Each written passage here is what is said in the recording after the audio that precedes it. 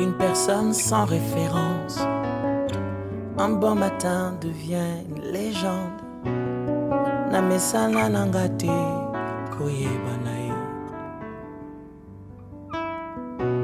Les courtes prières en public et les résultats sont magnifiques.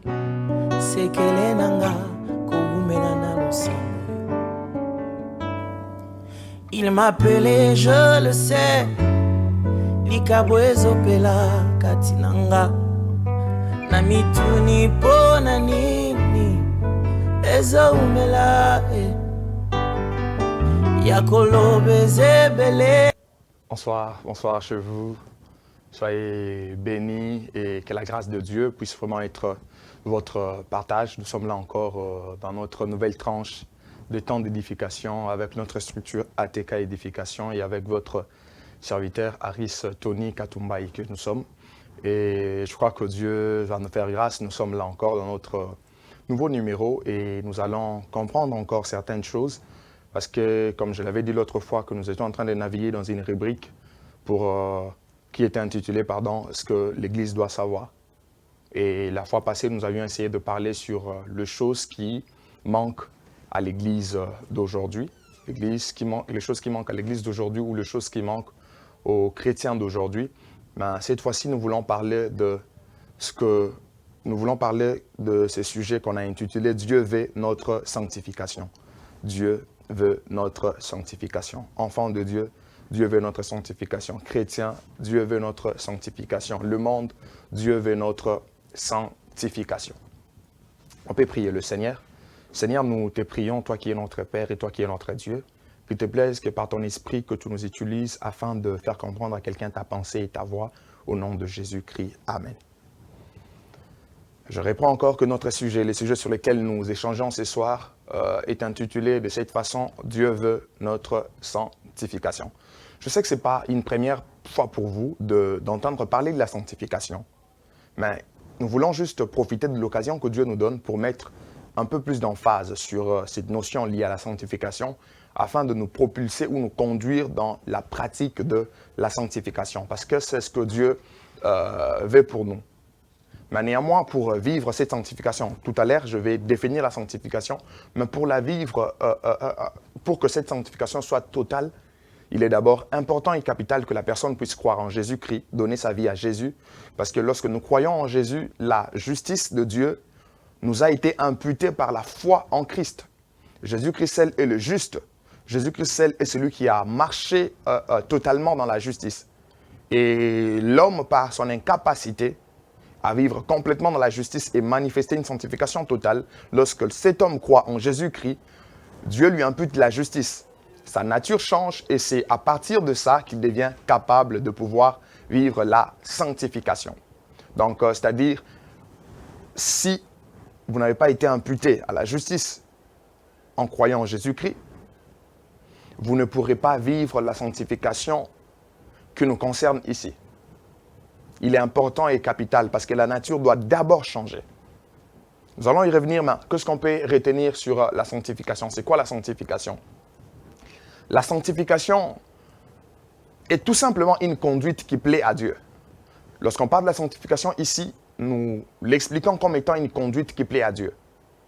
Donc, dans ta façon de faire, dans ta façon de te conduire, dans ta façon d'accomplir des choses, dans ta façon de réfléchir, dans ta façon de parler, donc tout ce qui constitue tes habitudes, ta manière de faire, lorsque cela plaît à Dieu, c'est ce que nous appelons sanctification. Chez vous, vous pouvez noter que la sanctification, c'est une conduite qui plaît à Dieu. Elle consiste donc à reconnaître la volonté de Dieu, reconnaître ce qui est bon et ce qui est juste. Donc, la sanctification consiste à reconnaître la volonté de Dieu. Qu'est-ce que Dieu veut de moi? Comment est-ce que je dois me conduire? Comment est-ce que je dois faire les choses? Comment est-ce que ma vie doit être? Comment est-ce que ma vie doit être structurée? Comment est-ce que je dois répondre aux gens? Comment est-ce que je dois parler aux gens? C'est ça, reconnaître la volonté de Dieu et savoir distinguer ce qui est bon, ce qui est juste. Lorsqu'on ne distingue pas ce qui est bon et ce qui est juste dans notre conduite, je vous assure, il n'y a pas de sanctification. Et pour expliquer bien notre message, en disant que Dieu veut notre sanctification, ce message est tiré de Ce message est tiré du livre de 1 Thessaloniciens chapitre 4, le verset 1 jusqu'à 8. Et d'ailleurs, c'est dans le verset 3 qu'il y a quelque chose de très capital et très très important là. 1 Thessaloniciens chapitre 4, dans le verset 3, il est dit, « Ce que Dieu veut, c'est votre sanctification, ce que vous vous abstiennez de l'impudicité. » Nous allons y revenir, mais ce que Dieu veut, c'est votre sanctification. Alors, j'aimerais énoncer quelques vérités liées à la sanctification ou quelques vérités sur la sanctification en me basant sur ces textes de 1 Thessaloniciens chapitre 4, les versets 1 à 8. Première vérité, notre sanctification est voulue par Dieu.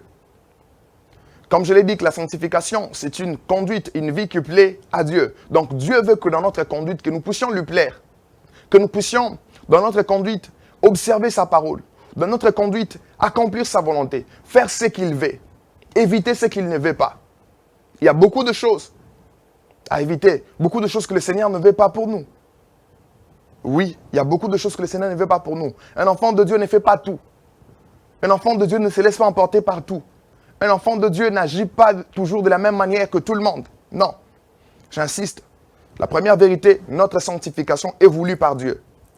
Ce n'est pas moi, c'est 1 Thessaloniciens chapitre 4, le verset 3.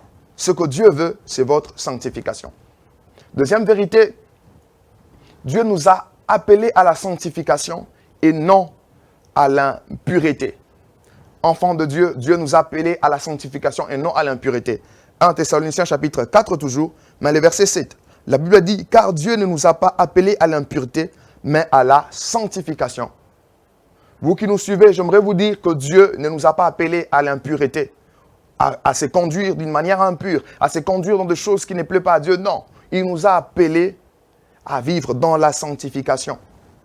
Il ne nous a pas appelés à être dans l'impureté, à être comme tout le monde. Non, à faire tout ce que le monde fait. Non, mais il nous a appelés à la sanctification. Parce que la sanctification fait aussi allusion d'être mis à part pour un service. Être mis à part pour une utilisation quelconque par Dieu.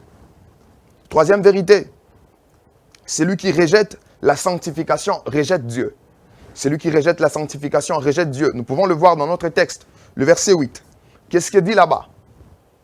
Celui donc qui rejette ses préceptes ne rejette pas un homme, mais Dieu, qui vous a aussi donné son esprit. Ici, l'apôtre Paul est en train de parler aux chrétiens. Voilà pourquoi j'insiste aussi sur les chrétiens, sur les enfants de Dieu. Parce que si vous n'êtes pas chrétien, comme je vous ai dit, pour vivre cette sanctification, commencez par croire en Jésus-Christ et donnez-lui votre vie. La justice vous sera imputée et votre nature sera changée. Vous devenez enfant de Dieu. Ainsi, vous avez maintenant la capacité de vivre dans la sanctification. Si vous rejetez la sanctification, vous rejetez Dieu. Parce que ici, c'est l'apôtre Paul qui parlait, comme je l'ai dit au départ. C'est l'apôtre Paul qui est en train de parler. Et en parlant, dans le verset 8, il dit clairement, « Celui donc qui rejette ses préceptes ne rejette pas un homme, mais un Dieu qui vous a aussi donné son esprit. » Dieu veut que vous puissiez vivre dans la sanctification. Lorsque vous rejetez ses préceptes, vous ne rejetez pas un homme, vous rejetez Dieu. Lorsque vous rejetez ces préceptes, vous ne rejetez pas Aristonie, mais vous rejetez Dieu. Au-delà de ça, une dernière vérité. La sanctification du croyant s'opère par l'action de la parole et de l'Esprit de Dieu. La sanctification du croyant s'opère par l'action de la parole et de l'Esprit de Dieu. Donc, ça veut dire que pour vivre dans la sanctification, il est important d'être accroché à l'Esprit de Dieu, être accroché à la parole de Dieu. Parce que sans cela, les croyants ne peuvent pas vivre dans la sanctification. C'est quasiment impossible. Vous ne pouvez vivre dans la sanctification que par l'action de la parole de Dieu et de l'Esprit de Dieu. L'Esprit de Dieu va en conformité avec la parole de Dieu. Lorsque vous vous accrochez à les deux, vous avez la capacité de vivre dans la sanctification en tant que croyant. Ainsi, dans ces textes, vous pouvez remarquer que l'apôtre Paul est en train d'exhorter aux chrétiens, exhorter à ceux de Thessalonique, leur parlant de la part de Dieu, leur donnant des orientations, leur donnant des instructions, comment ils devaient se conduire. Pourquoi? Parce que le souci de l'apôtre était que ces chrétiens puissent vivre de progrès en progrès sur une bonne conduite. En lisant à partir du verset 1er, l'apôtre Paul était en train de leur parler et le parler et les éclairer parce qu'ils étaient déjà en train de bien se conduire. Et l'apôtre voulait qu'ils aillent de progrès en progrès. Donc, la sanctification doit être continuelle. Aujourd'hui, je crains Dieu. Demain, je dois craindre Dieu. Les lendemains, je dois craindre Dieu. Je dois augmenter encore dans ma façon de craindre Dieu. C'est ce que l'apôtre Paul est en train de faire, en train de les exhorter. et par la grâce de Dieu, nous venons aussi vous exhorter, vous qui nous suivez. Nous venons vous dire que Dieu veut votre sanctification. Nous venons vous dire que Dieu ne veut pas que vous puissiez vivre comme tout le monde, mais que vous puissiez vivre comme des gens, de personnes qui sont mises à part pour lui et non pour le monde. Il est très très important. Voilà pourquoi lorsqu'on vit dans la sanctification, il y a certaines choses qu'on rejette. Il y a des choses qui n'iront plus de pair avec nous. Il y a des choses que nous devons mettre de côté, des choses que nous devons bannir, des pratiques que nous devons cesser. L'une des choses, par exemple, nous devons éviter l'impudicité ou la débauche. Nous devons éviter ça, éviter une vie immorale, vivre dans l'immoralité, vivre dans l'impudicité. Vous n'êtes pas encore marié, mais vous menez une vie sexuelle. Vous n'êtes pas encore marié à une femme ou à un homme, mais vous êtes déjà en train de connaître des rapports sexuels. L'impudicité. Ou vous êtes là marié à une femme ou à un homme, mais vous avez encore quelqu'un d'autre avec qui vous livrez à la débauche. Non, ce sont des choses à mettre de côté. Ce sont des choses à refuser. Ce sont des choses à bannir. Pourquoi? Parce que ça ne vous maintient pas dans une vie de sanctification. Bien-aimés, j'aimerais vous le dire. Si vous vivez dans l'impudicité, Dieu est en train de vous appeler pour vous dire que c'est ça avec une vie d'impudicité. C'est là en train de vous détruire. Venez vers le Seigneur. Venez vers le Seigneur et conduisez-vous d'une manière qui est digne. La grâce et la bénédiction de Dieu sera votre partage. Il faudrait éviter aussi les mauvais désirs.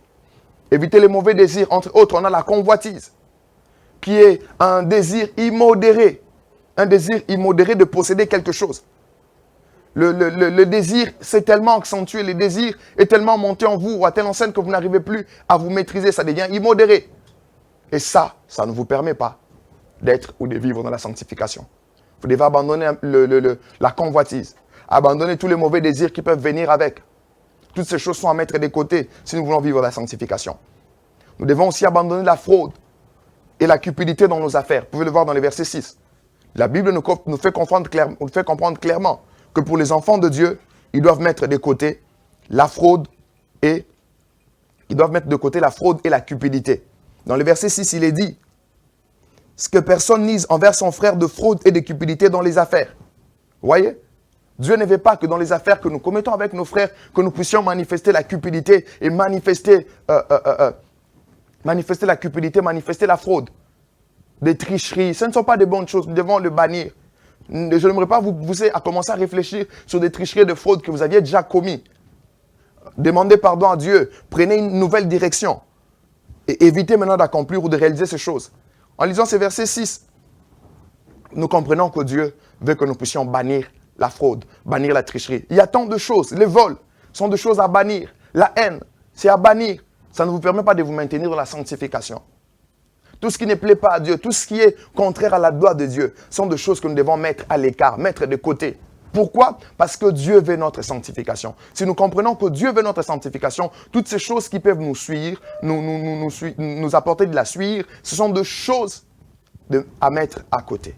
Pourquoi? Parce que le Seigneur veut notre sanctification. Que Dieu vous bénisse chez vous.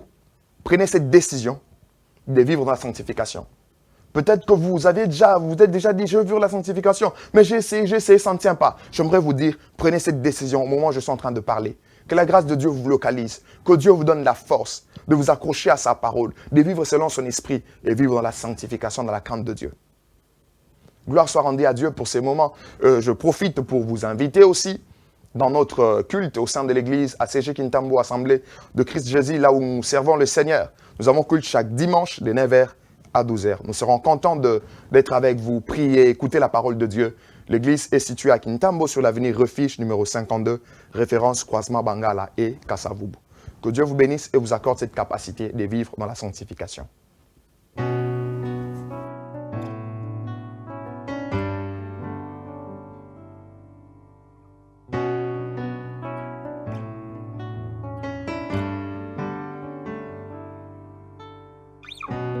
Une personne sans référence, un bon matin devient une légende.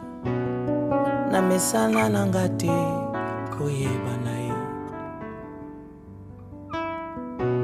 Les courtes prières en public et les résultats sont magnifiques. C'est que les nanga koumenana l'ensemble. Il m'appelait, je le sais. Likabwezo pela katinanga na mituni pona nini ezoumela